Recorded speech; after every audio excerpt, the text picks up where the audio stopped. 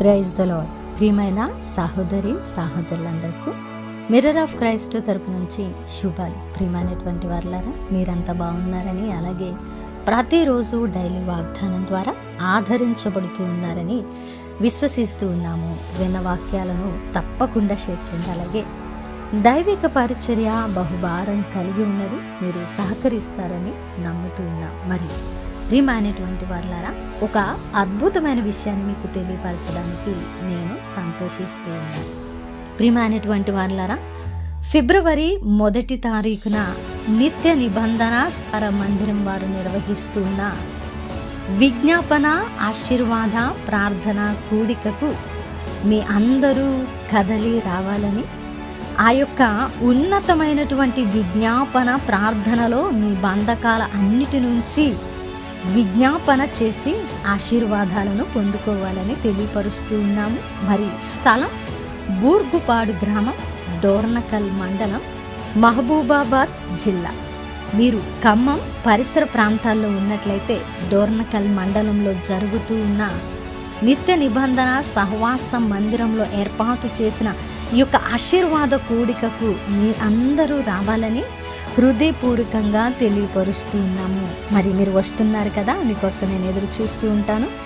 ఎన్నో రోజులుగా the mirror of Christ పరిచర్యలో పాలిభాగస్తులుగా ఉంటూ దీవించబడుతున్న మీరు ముఖాముఖిగా నాతో కలిసే అవకాశాన్ని దేవుడు కలుగజేసి ఉన్నారు. కాబట్టి ఆ ప్రాంతంలో ఎవరో ఒకరు తప్పకుండా ఉండి ఉంటారు. మరి ఈ యొక్క ప్రార్థన మీటింగ్లో మీరు నన్ను కలవడానికి, మనమంతా కలిసి దేవుని ఆరాధించడానికి దేవుడిచ్చిన గొప్ప సమయాన్ని ఉపయోగించుకుందాం. మరి ఈ యొక్క మీటింగు అద్భుత రీతిలో జరిగించబడి దేవుడు బలంగా వాడుకొని అద్భుత కార్యాలను జరిగించాలని, మీ వంతుగా మీరు భారంగా ప్రార్థించాలని తెలియపరుస్తున్నాను. మరి ఈరోజు దేవుడు మనతో మాట్లాడుతున్న బలమైన వాగ్దానాన్ని ధ్యానం చేసి మన జీవితంలో పెట్టుకొని ఫలించే వారంగా ఉందాం.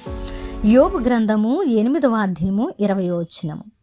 ఆలోచించుము, దేవుడు యథార్థవంతుని త్రోసివేయలేదు, అలాగున దుష్కార్యములు చేయువారిని నిలువబెట్టను లేదు.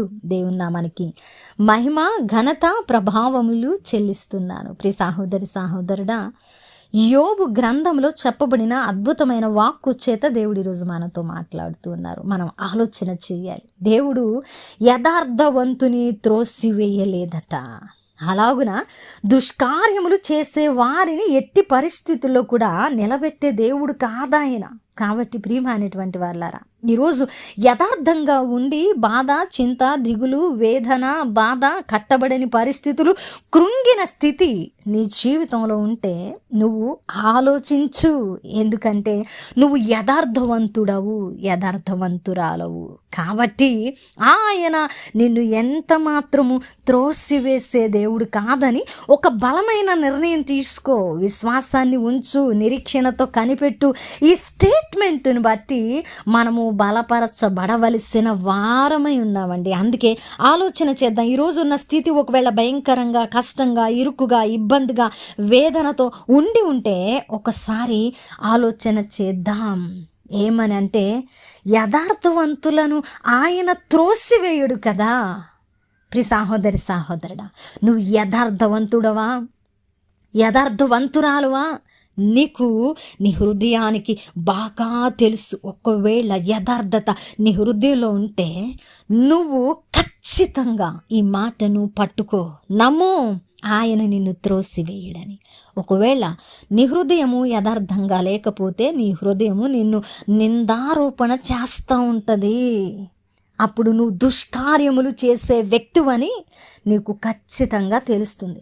నువ్వు దుష్కార్యములు చేసే వ్యక్తివైతే నువ్వు ఎంత నటించినా, ఎంత భక్తి చేసినా, నువ్వు ఎంత ప్రయత్నించినా దేవుడు నిన్ను ఎట్టి పరిస్థితుల్లో కూడా నిలువబెట్టడు. ఇది యథార్థం.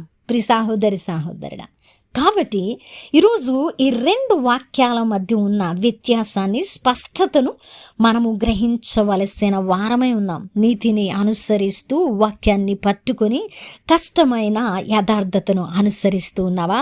అయితే ఈరోజు నువ్వు బాధపరచబడే సమయము నీకు ఆశీర్వాదంగా రాబోతూ ఉన్నది.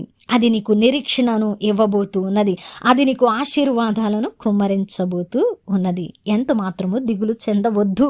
ఒకవేళ దుష్కార్యములు చేస్తూ నటిస్తూ వేషధారిగా ఉన్నావా? నువ్వు ఎంత భక్తి చేసి ఇతరులను మెప్పించాలని చూసిన యథార్థవంతుడైన దేవుని కనులు నీ హృదయాన్ని, నీ దుష్కార్యములను చూస్తున్నారు. కాబట్టి నువ్వు ఎట్టి పరిస్థితుల్లో నిలవబెట్టబడవు. కాబట్టి ప్రియమైనటువంటి వాళ్ళారా, ఈ స్పష్టతను గమనించి యథార్థ హృదయంతో భక్తి చేసి మనము దేవుని చేత నిలబెట్టబడేవారముగా, దేవుని చేత ఆశీర్వదించబడేవారముగా, దేవుని చేత త్రోసి వేయబడలేని ఒక బలమైనటువంటి కట్టడముగా మనము నిర్మించబడి అనేకులకు ఆశ్రయము కావాలి, అనేకులకు ఆదరణ కావాలి, అనేకులను మనము క్రీస్తు యొద్దకు ఆకర్షించాలి. ఇలాగున మనం మునుముందుకు కొనసాగుదాం. యథార్థతతో ఆయన సన్నిధిలో ప్రార్థిద్దాం. వినవాక్యము ఫలింపు కొరకు ప్రార్థన. పరిశుద్ధుడా, ప్రేమ కలిగిన తండ్రి, మీకు వందనాలు. అద్భుతమైన వాక్యము ద్వారా మాతో మాట్లాడి ఈరోజు మా హృదయాలను కట్టి బలపరిచినందుకు వందనాలు ప్రభువా.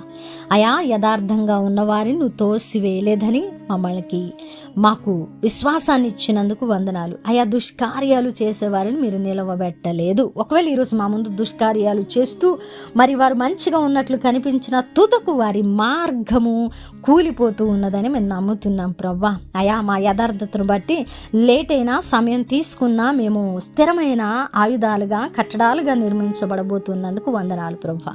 ఈ మాట ద్వారా మమ్మల్ని ఆదరించినందుకు కృతజ్ఞతలయ్యా అని ఎవరైతే ప్రార్థిస్తున్నారో వారి పట్ల వాగ్దానాన్ని నెరవేర్చండి. అలాగనే ప్రభువా, ఈ పరిచర్యకు సహకరిస్తున్న కుటుంబాలను దీవించి ఆశీర్వదించండి. పరిచర్యను ముందుకు నడిపిస్తున్నందుకు కృతజ్ఞతలు తెలియపరుస్తూ చేసిన ప్రార్థనకు దీవెన జవాబిచ్చారని నమ్ముతూ ఈ ప్రార్థన నజరుడైన యేసుక్రీస్తు నామమున సమర్పించి అడిగి వేడుకుంటున్నాము తండ్రి, ఆమేన్. ప్రియమైన దేవుని బిడ్డలారా, విన్న వాక్యాన్ని తప్పకుండా షేర్ చేయండి. అలాగే పరిచర్యకు సహకరించండి. మర్చిపోకండి, డోర్నకల్, ఖమ్మం పరిసర ప్రాంతాల్లో మీరు ఉన్నట్లయితే మరి నిత్య నిబంధన సహవాస మందిరంలో జరుగుతున్న ప్రార్థన కూడికకు మీరందరూ రావాలని, మరి మీరు ఆశీర్వదించబడాలని, నాతో ఐక్యపరచబడి దేవునిలో మీరు మరి ఆయనను స్తుతించేవారుగా ఉండాలని మనస్ఫూర్తిగా కోరుకుంటూ ఎదురు చూస్తూ ఉంటాను. తప్పకుండా మరి ఫిబ్రవరి 1వ తారీఖున మనం కలుసుకుందాం. దేవుడు మిమ్మల్ని దీవించి ఆశీర్వదించును గాక. ఆమేన్.